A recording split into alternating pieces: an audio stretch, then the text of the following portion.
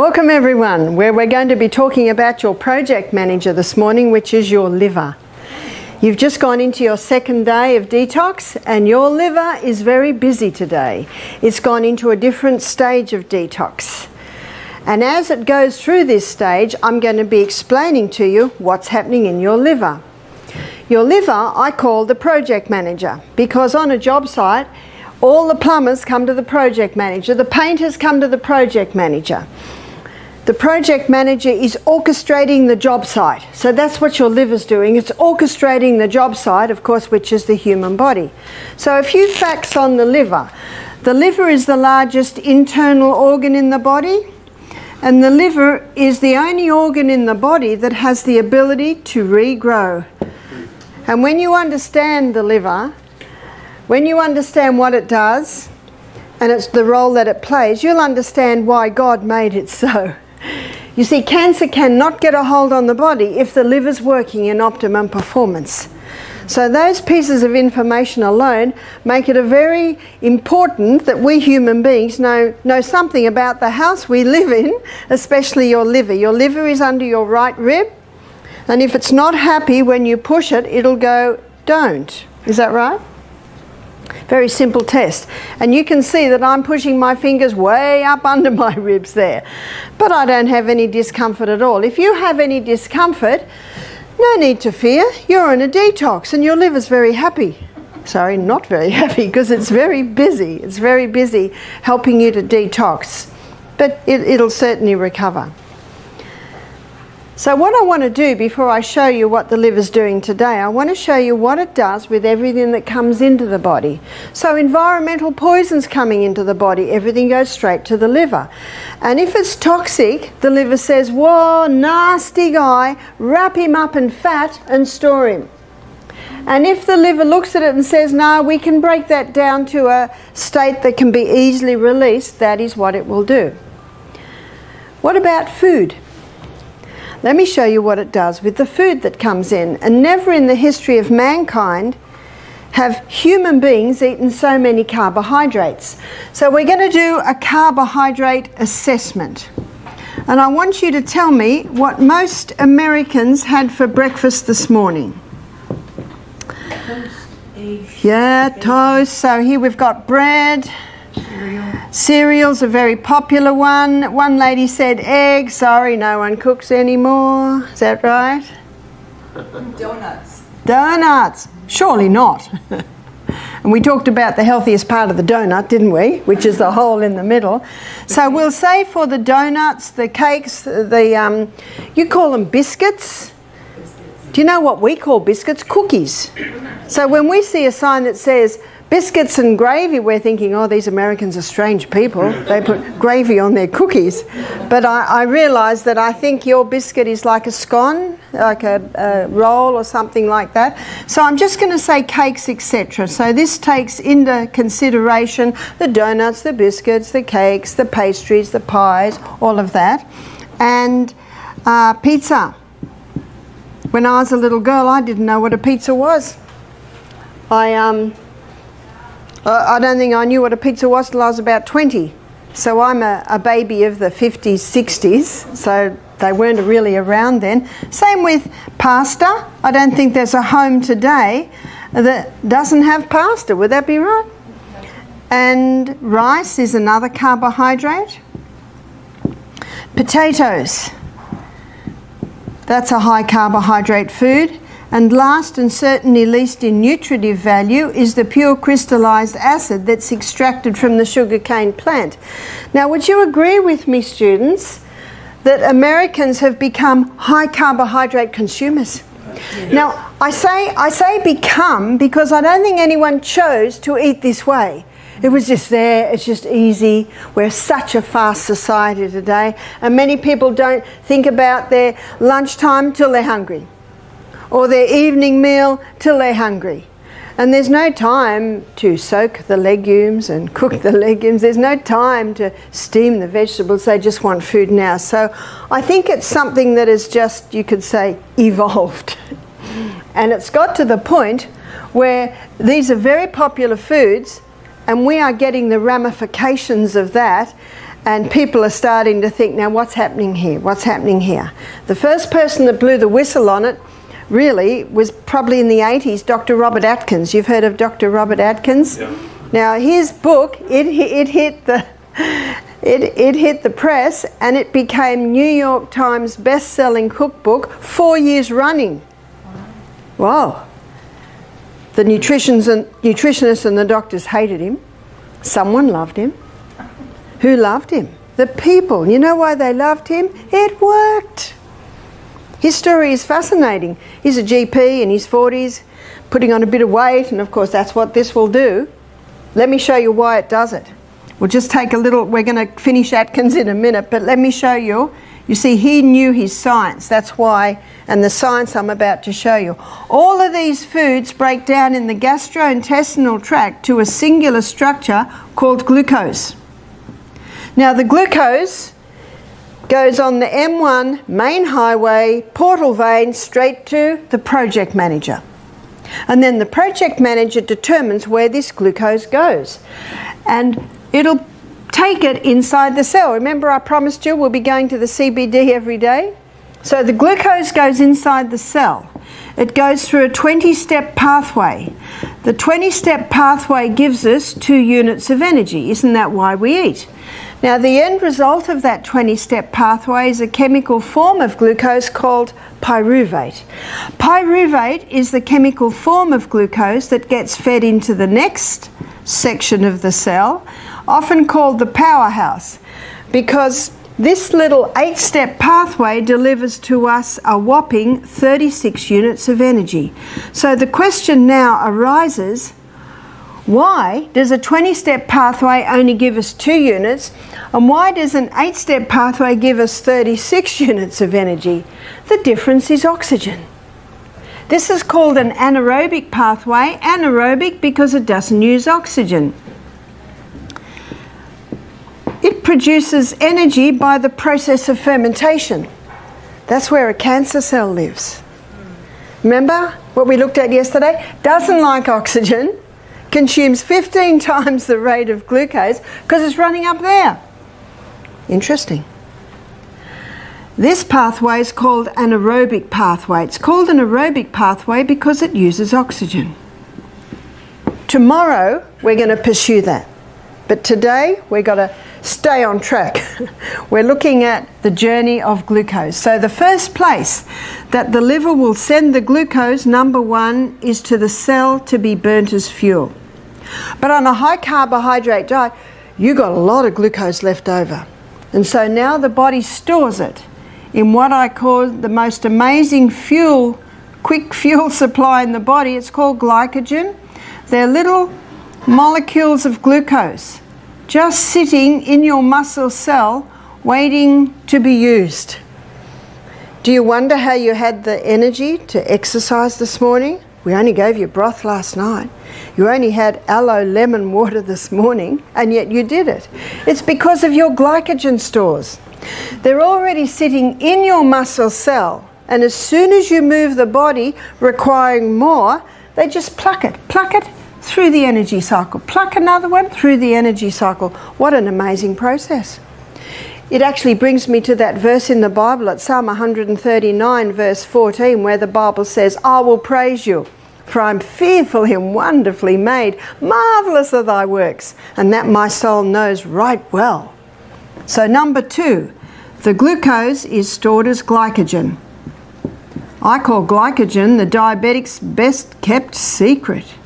Because if blood sugar goes low, what do? Get on the exercise bike. Release your glycogen stores. In fact, one young man, a diabetic, he said to me, why didn't anyone tell me about glycogen? Now I can understand his frustration because, wow. Let's go back to glucose. So on a high carbohydrate diet, we've still got glucose left over because the cell can only store so much. By the way, the liver stores a little bit, and this glycogen can be sent all over the body, whereas the glycogen that's in the muscle cell, it's like in a prison, it can only be used by the muscle cell.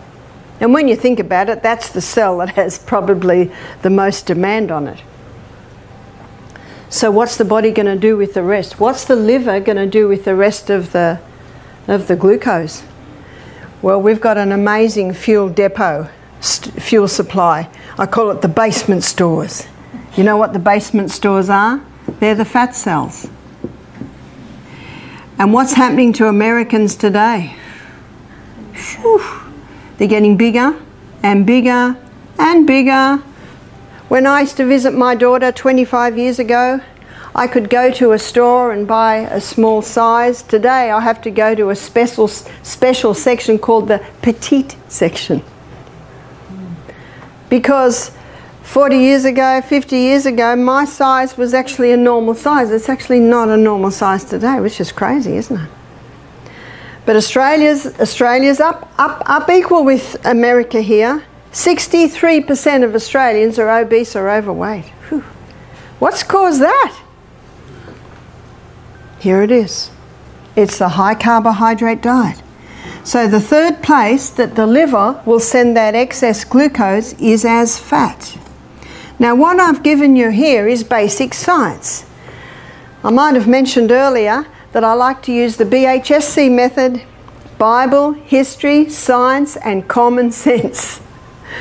So with history, we've got the history of people who never used to eat a high carbohydrate diet because people used to make what they eat.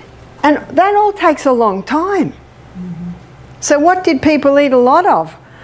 Well, Dr. Natasha Campbell-McBride, in her book Gut and Psychology, she actually looks at the histories and she said thick vegetable soups was probably one of the most common foods that people ate. You see, the mother would, on her fuel stove, would put it in the corner, and maybe she'd throw a bone or two in there as well, especially if they didn't have a lot of money, but the vegetables are cheap. So historically, people ate, on the whole, a lot of vegetables. And let's go back to even more primitive times when there wasn't refrigeration. If an animal was killed, they would dry a lot of it, they'd have a big feast for a couple of days, but they may not eat meat again for another month. What did they eat? A lot of vegetables, roots, things that they grew. So historically, you can see that. Now we're looking at scientifically. So when people are on this high carbohydrate diet, too much glucose is released. The body can only deal with so much, so it has to be stored in the fat cells. Now, Dr. Robert Atkins knew that science.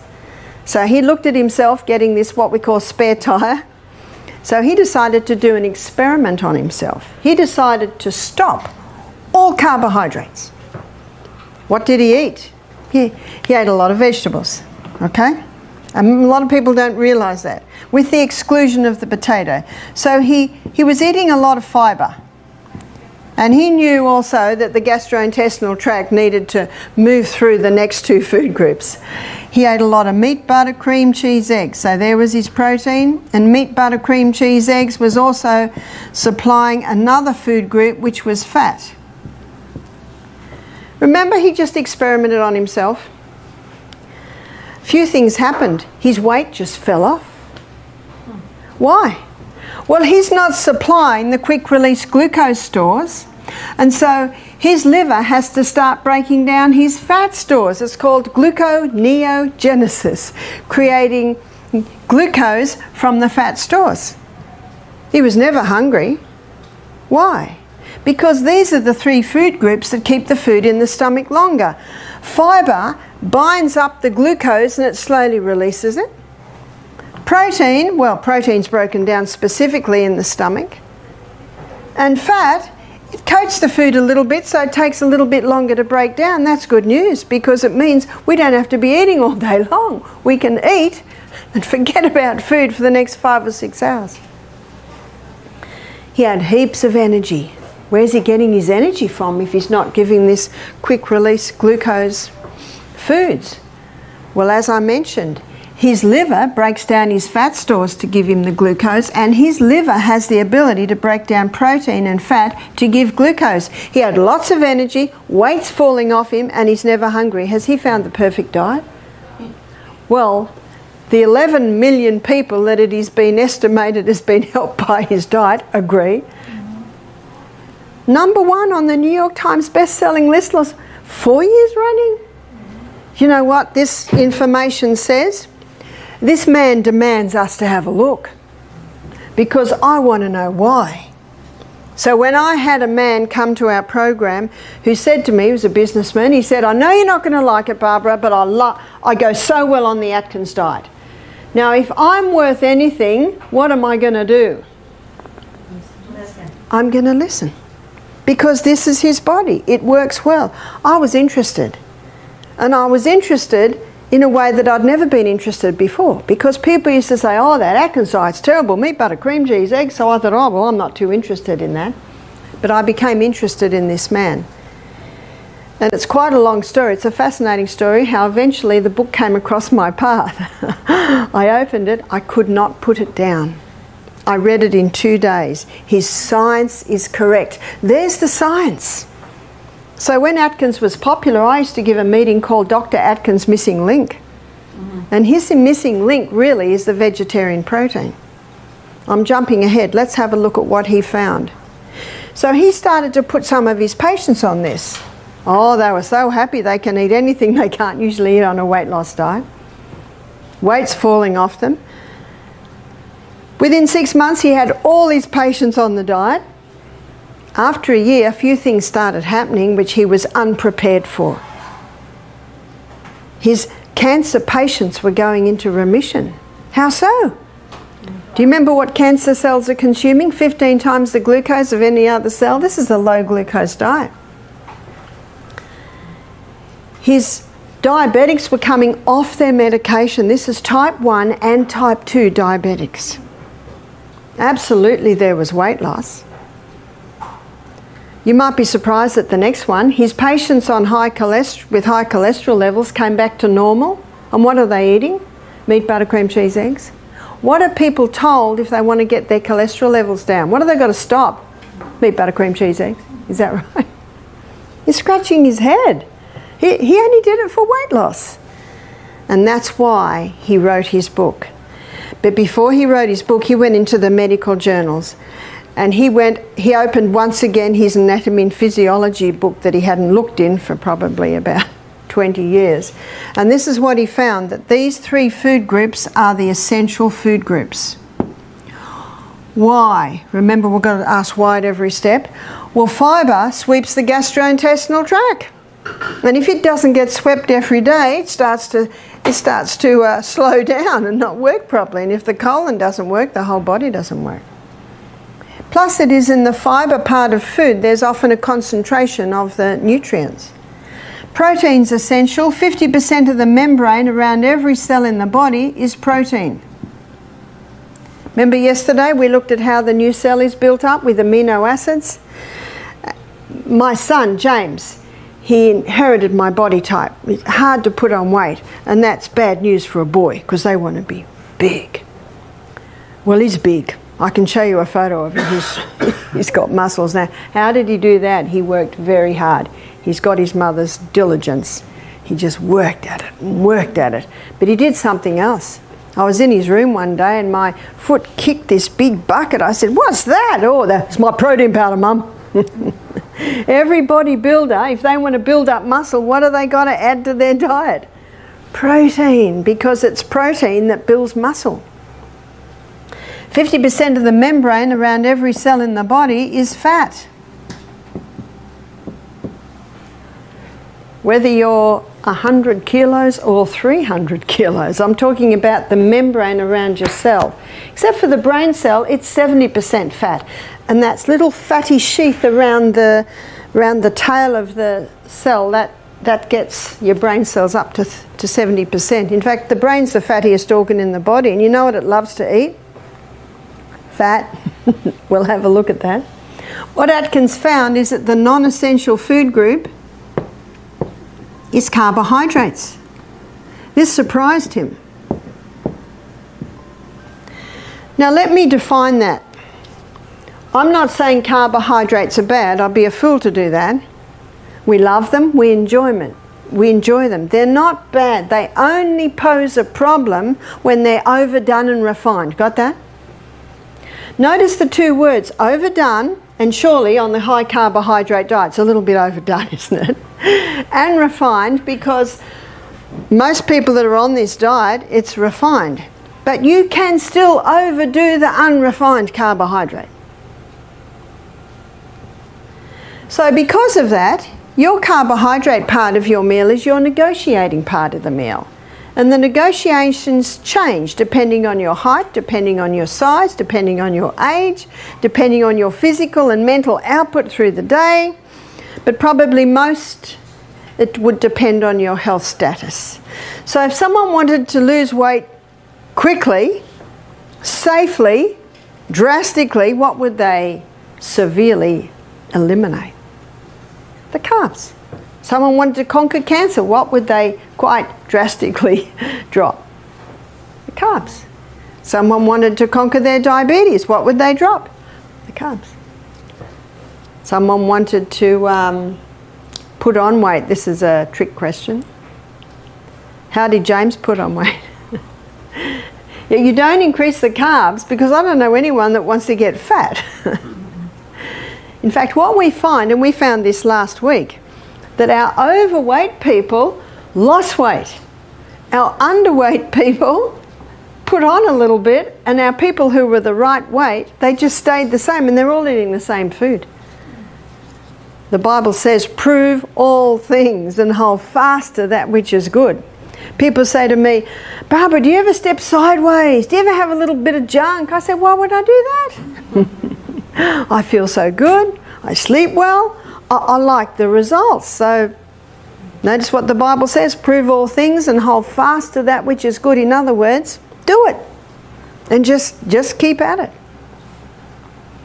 How can you do it though on a vegetarian diet? Let's have a look. And we're going to go to Genesis 1:29, where God's telling Adam and Eve what to eat. Because I don't think you can improve on the Garden of Eden diet. Let's have a look at it. In Genesis 1:29, God says, behold, I've given you every herb-bearing seed which is upon the face of the earth. We're going to have a look at the food. We're going to have a look at the protein content and the carbohydrate content. God says, behold, I've given you every herb-bearing seed. So what's a seed? That would be grain. A seed would be legume, like often called the beans. And a seed would also be seed. So let's look at grain. You've got wheat, rye, barley, oats, amaranth, buckwheat, quinoa, so many, rice, so many grains. They are high in protein, but they are also high in carbohydrates. So let's glance over at our carbohydrate list. How many of these are from grain? So we've got grain, grain, grain. We could say grain, grain, grain, grain, grain, because all the cake section. Grain, grain, grain. The majority of our carbohydrate list is from the grain department. What's a legume? That's your chickpeas, lima beans, black-eyed beans, cannellini beans. Well, you call them black-eyed peas, don't you? Lentils, soy. They are high in protein, but interesting to note that they are medium to low in carbohydrate. Wow. That is interesting, because if you go to the modern Atkins books, which is your keto diet, your ketogenic diet, your paleo diet, they will say don't eat legumes because they have carbohydrates. Well, they do, but not a lot. Only a third what you will find in the grain. What about seed? You've got pumpkin seed, sesame seed, sunflower seed, chia seed, flaxseed or linseed. These seeds are high in protein, but they are quite low in carbohydrate. So God said, behold, I've given you every herb-bearing seed which is upon the face of the earth, and every tree. In the which of the trees a fruit-bearing seed? What's a fruit-bearing seed? There's your nut. All your nuts come from the fruit of the tree. And we've got, you say pecan, we say pecan, walnuts, cashew, Brazil, hazelnut, almond, so many nuts. And the nuts are high in protein, but quite low in carbohydrate. So to ensure you're getting your three essentials, the fibre, protein and fat, my suggestion is you increase the legume, nut, seed part of the meal and decrease the grain part of the meal. That's an easy way to do it. You can see why Atkins' diet was so popular. You can see why the paleo diet's so popular. But what comes into the equation also is Dr. Colin Campbell's book, China Study, where he shows that he could switch cancer cells on and off by the amount of meat and dairy products he was giving to the rats. There's hardly a meat that is safe today because of the way they're fed, because of the way they're killed, because of the way they're stored. It makes it so much easier on the vegetarian diet. But one of the reasons why so many people stop the fat is because of cholesterol. Would you agree with me? Yes. So let's have a look at cholesterol. It's a good time to look at it because the liver makes cholesterol. And by the way, it makes cholesterol according to the demand our body puts on it. And 80% of the cholesterol that the liver makes is made from glucose. And 20% of the cholesterol that the liver makes is made from fat. Now this information tells us straight away, it's not the butter on the bread, it's the bread under the butter that's the problem. And that's what Atkins found. So let's have a look at cholesterol. There are two main types. One is high density lipoprotein called HDL, high density lipoprotein, and LDL. HDL is usually called the good guy, and the reason for that is it's the carrier. So it carries excess cholesterol from the blood back into the liver. That's why it's called the good guy. LDL is called the bad guy. But what you've got to remember is the body doesn't make anything bad. It has a role. So what is its role? Its role is that of a repairer and a rebuilder. So wherever there's damage, you're going to find LDL because it's the repairer and the rebuilder. But it plays another role. It delivers cholesterol to the brain because the brain loves cholesterol. Cholesterol to the brain. Now let me show you something briefly. We're going to look at this in further detail later. Glucose burns at 4 calories per gram. A calorie is a unit of energy. That's what glucose burns at. Whereas fat burns at 9 calories per gram. Can you see why the brain loves fat? Because fat is going to give more than twice the units of energy, and our brain cells, they're consuming fuel fast. Let's have a look at the blood vessel and how the cholesterol works in the blood vessel. Because of its low density, LDL is always on the edge. Because of its high density, HDL is always in the middle. Dr. Natasha Campbell McBride, who wrote the book Put Your Heart in Your Mouth, she spends the first 4 chapters of her book defining what damages the arterial wall. See, the arterial walls are lined with little endothelium cells, and chemicals damage them. Heavy metals damage them. There's your mercuries. Also, what damages them is mold. And we're exposed to, she defines, the reason why it's 4 chapters, she defines all the different chemicals. They're in toothpaste, they're in food. What's going to plug the holes up, students? The LDL cholesterol, that's its role, that's its job. So it comes along and it plugs up. If it doesn't plug the hole up, we would bleed into the tissues. Can you see that? So they're like the Band-Aid.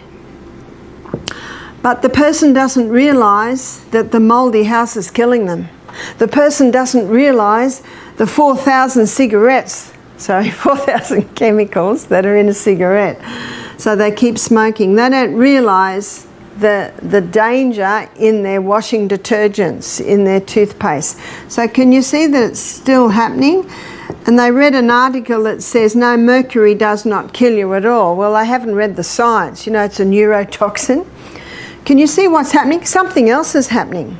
So all through the bloodstream, we've got little molecules of protein. When a person is on a high carbohydrate diet, releasing a lot of glucose into the blood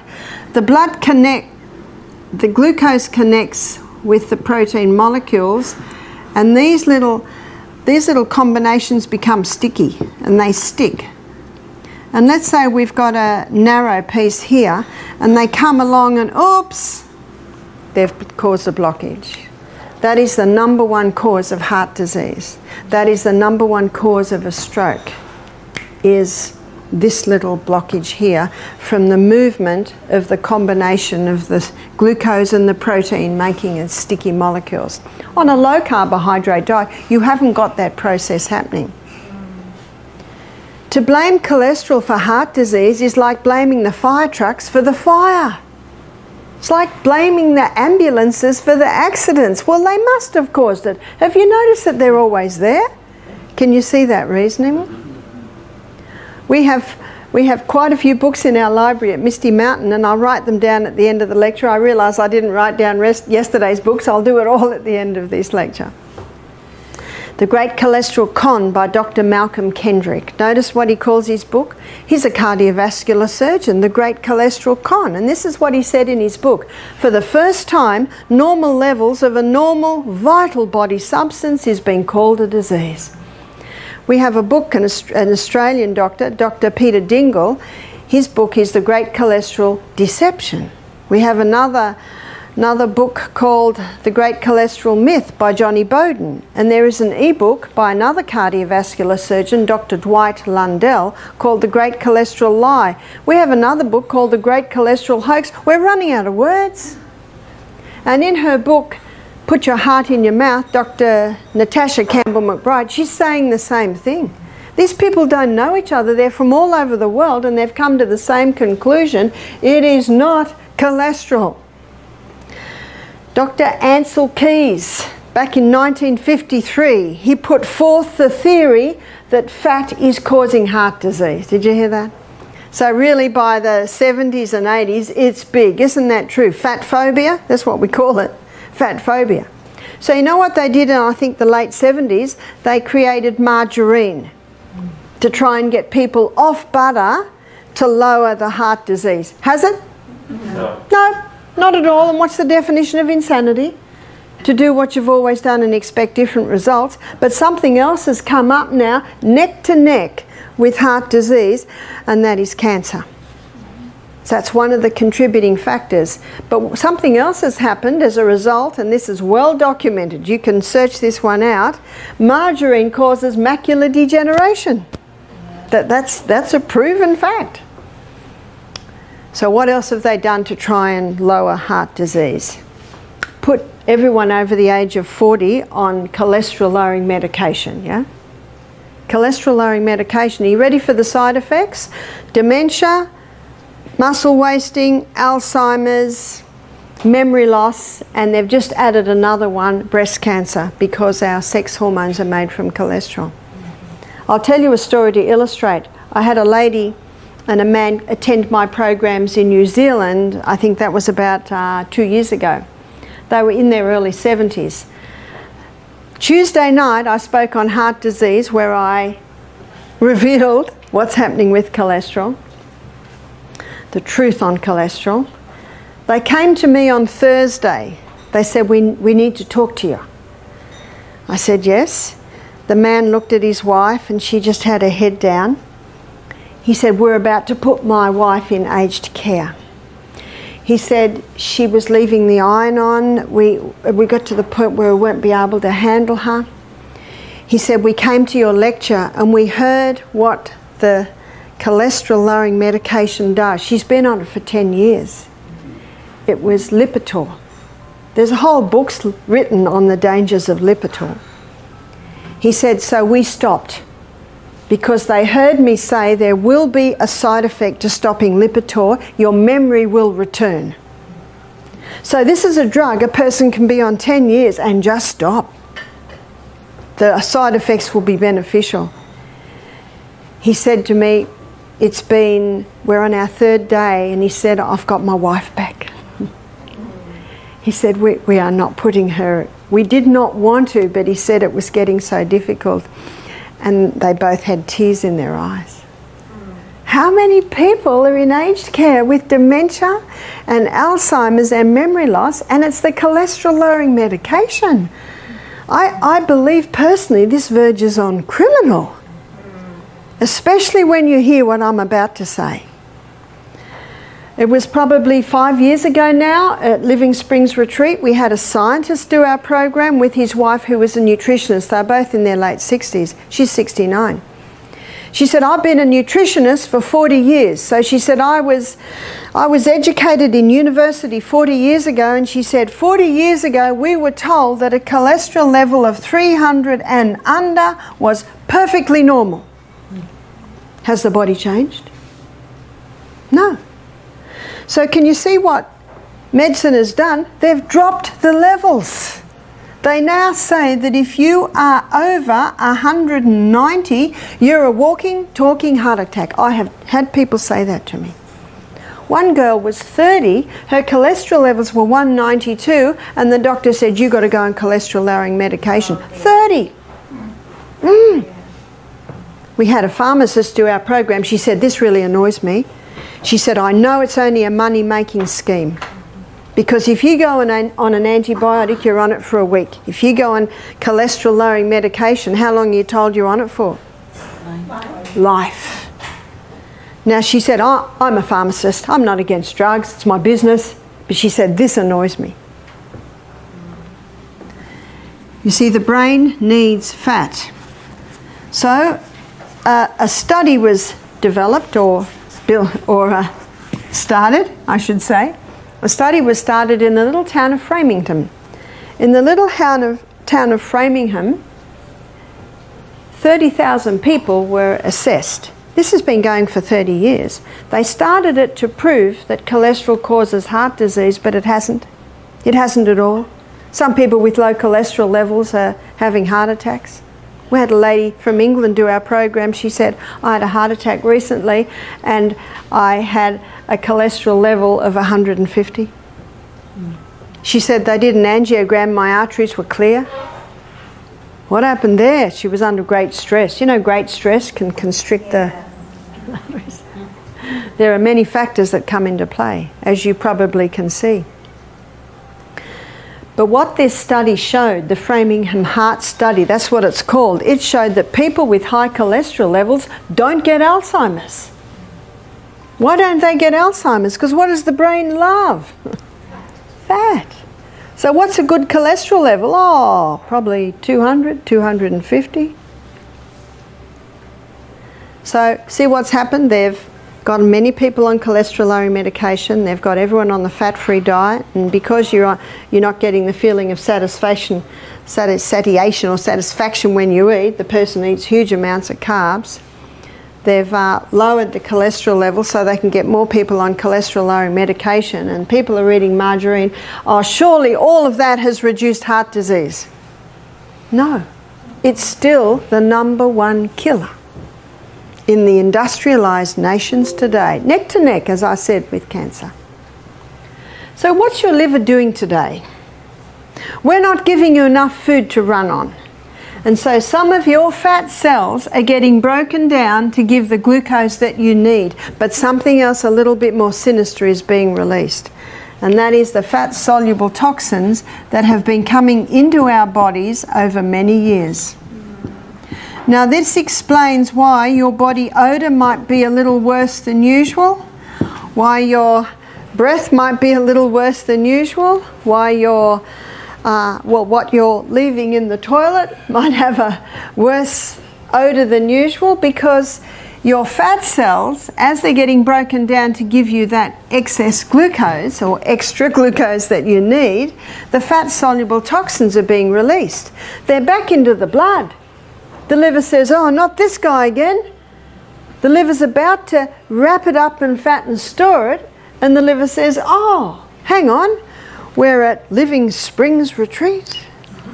We're receiving the nutrients necessary to break that down to a water-soluble state, because it can't be released in a fat-soluble state.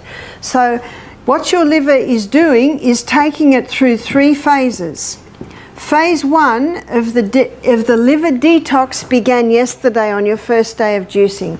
And in phase 1, your liver took this fat-soluble toxin and it broke it down to a metabolite. So what's a metabolite?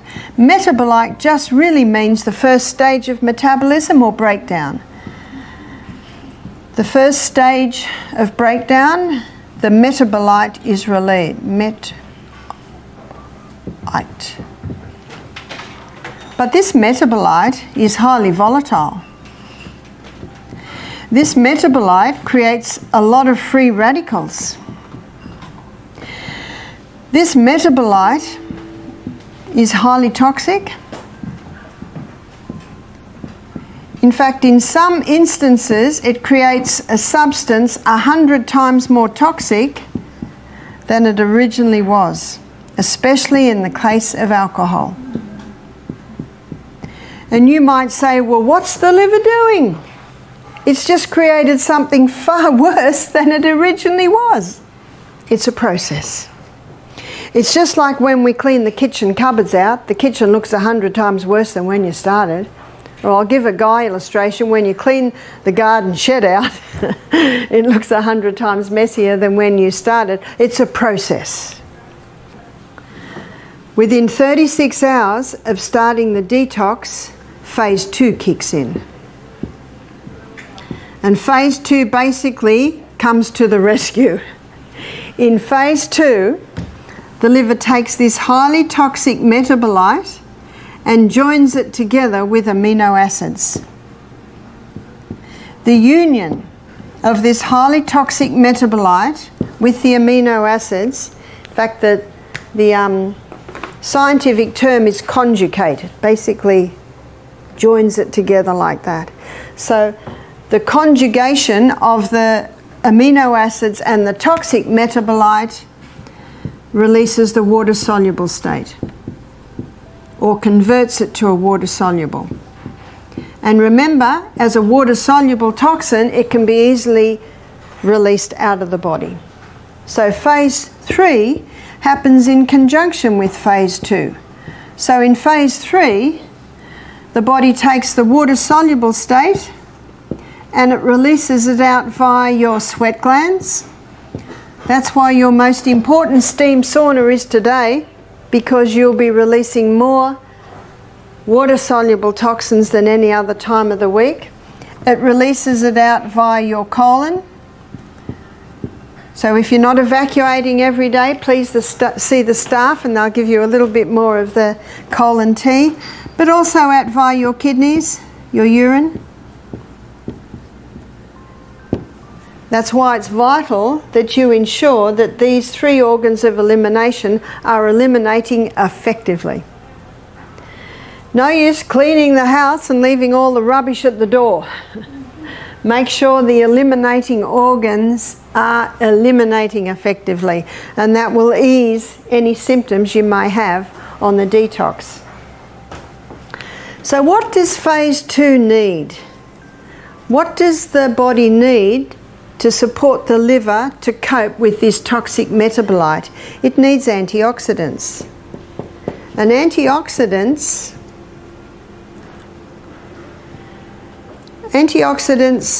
they basically mop up the free radicals, these free radicals. So what are the most potent antioxidants? Beta-carotene. Beta-carotene is found in all your orange and your green coloured vegetables. Have you noticed that every juice we give you is either green or orange or red? So we're supplying high beta-carotenes to you. Also, probably the most famous antioxidant is vitamin C. Vitamin C is not ascorbic acid. Ascorbic acid, I think it's Dr. Robert Thompson in his book, The Calcium Lie, he explains this. Ascorbic acid is just the envelope. Have you ever got an envelope in the mail with nothing in it? In other words, useless. But when you buy vitamin C, make sure it has bioflavonoids with it. That's how you find it in nature. That's called the whole C. Also vitamin E. Vitamin E is a fat-soluble vitamin. So you're getting your vitamin E in your protein drinks.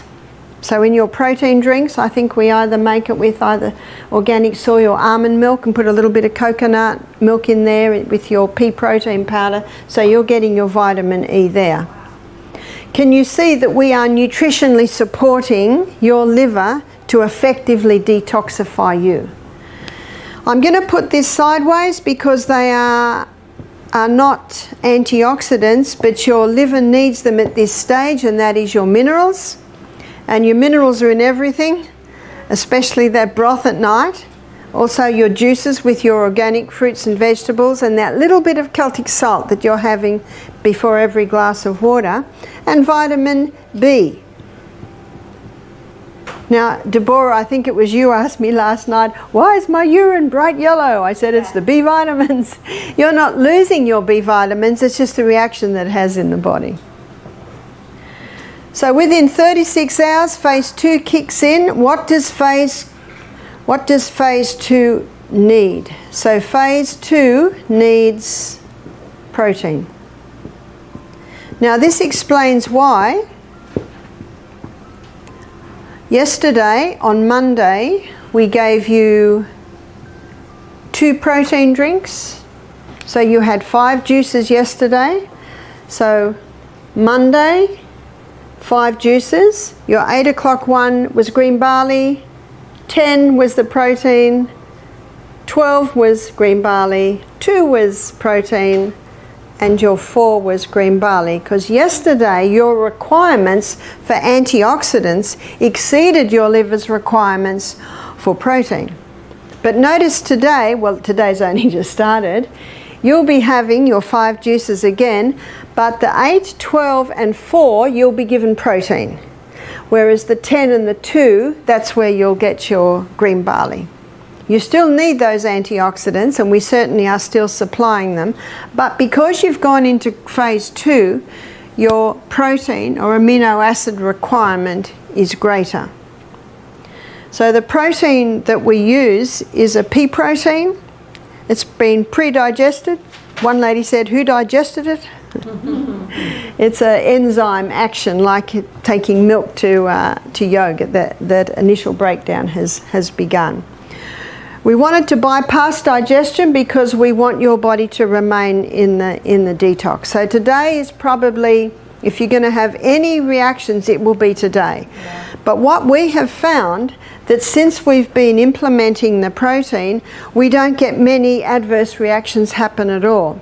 Now, if someone comes to our program, and it has happened in past times, who is a painter or a hairdresser or a cleaner, they've had big exposure to chemicals, we give them protein every single juice. And we had a Vietnam veteran do our program.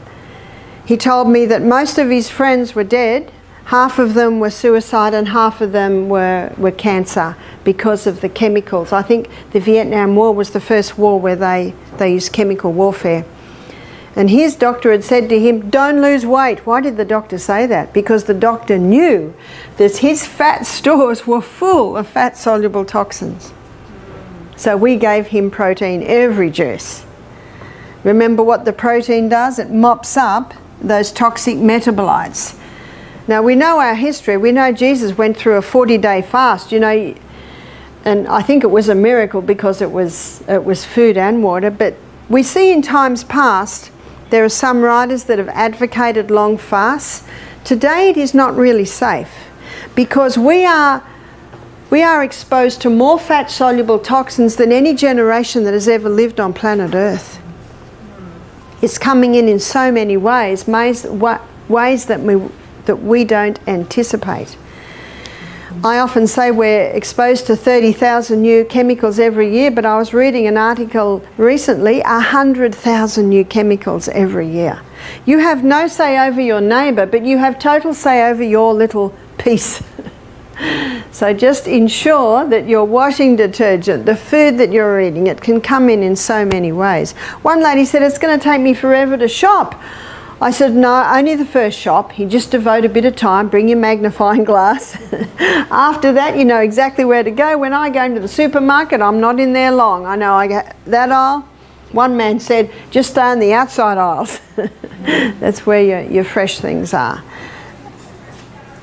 So please investigate so that you don't have any more exposure to those chemicals. I thank God that He has given us a liver that has the ability to detoxify us from the environmental poisons that we are exposed to today. That is the good news.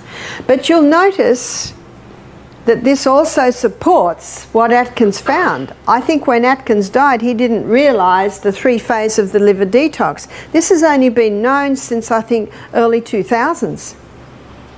The more scientist is able to delve deeper into the body, the more is revealed. But you can see why his diet was working, because he was supplying high antioxidant. Did you know that his patients had to eat 3 cups of vegetables a day and 1 cup had to be greens? I think that's the only way they got away with it. Certainly there was enough protein and certainly adequate levels of good fats which keep those cells nice and supple. Now there are a couple of herbs that you might be interested to know that specifically have a tonic effect on the liver. In Psalm 104 verse 14, the Bible says that God gave herbs for the service of man. I love that verse because you just picture the herbs coming in. They come in and say, where would you like me? That's exactly what they do. Lemon, the humble lemon, has a great tonic effect. You might have heard the old saying, bitter to the mouth, sweet to the stomach. And sweet to the mouth, bitter to the stomach. Well, you apply that to the liver. Bitter to the mouth, it's a sweet to the tonic. So, to the liver, a sweet tonic to the liver. So all your bitter herbs. So let's look at some bitter herbs. Dandelion. Dandelion is a well-known liver herb. Also St. Mary's thistle. St. Mary's thistle is also called milk thistle. And gentian, this is not as well known. Gentian is also an incredibly bitter herb. And a sweet bitter is ginger. So your 10 o'clock juice, which is Granny Smith apple and ginger, I think it's one of the nicest, has a nice stimulating effect to the blood. Tonight, when we look at poultices, I'll be talking about ginger in detail. So there's some of the herbs that stimulate the liver. Remember, the liver is a recoverable organ, and if you give it the right conditions, it can begin to recover.